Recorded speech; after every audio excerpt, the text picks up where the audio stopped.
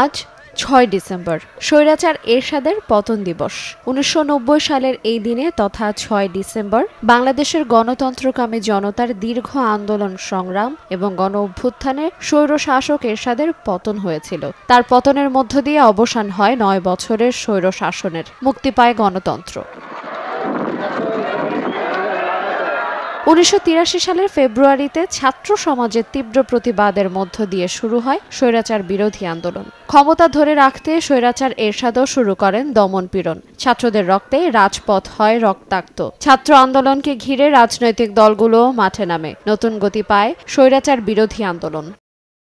১৯৮৭ সালের ১০ নভেম্বর ঢাকা অবরোধ কর্মসূচিতে বুকে পিঠে স্বৈরাচার নিপাত যাক, গণতন্ত্র মুক্তি পাক লিখে পুলিশের গুলিতে নিহত হন নূর হোসেন। স্বৈরাচার বিরোধী আন্দোলন রূপ নেয় গণ আন্দোলনে। ধারাবাহিক আন্দোলনের এক পর্যায়ে ১৯৯০ সালের ২৭ নভেম্বর পুলিশের গুলিতে ডাক্তার শামসুল আলম মিলন নিহত হলে জারি হয় জরুরি আইন। তবে জরুরি আইন অমান্য করে রাজপথে নামে সব শ্রেণীর মানুষ।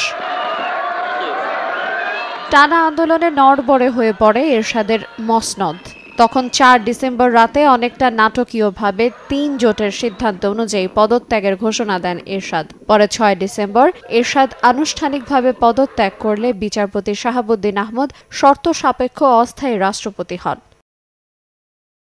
এর মধ্য দিয়ে ৯০-এর ঐতিহাসিক গণ আন্দোলনের পরিসমাপ্তি ঘটে। অবসান হয় দেশব্যাপী শ্বাসরুদ্ধকর পরিস্থিতির। অবৈধভাবে ক্ষমতায় টিকে থাকার জন্য নানা ধরনের কৌশল অবলম্বন করলেও ক্ষমতা ছাড়তে বাধ্য হন স্বৈরাচার এরশাদ। আর স্বৈরাচার বিরোধী আন্দোলনে নূর হোসেন ও ডাক্তার মিলন ছাড়াও প্রাণ হারান সেলিম, দেলোয়ার, তাজুল, নুরুল হুদা, বাবুল, ফাত্তাহ সহ অনেকে। প্রতি বছর দেশের বিভিন্ন রাজনৈতিক দল, বিশেষ করে গণতন্ত্রপন্থী দলগুলো স্বৈরাচার পতন দিবস পালন করে। দিবসটি বাংলাদেশে গণতন্ত্রের জন্য লড়াই এবং জনগণের ঐক্যবদ্ধ প্রচেষ্টায় প্রতীক হিসেবে পালিত হয়। আইরিন আয়াত, সময় সংবাদ।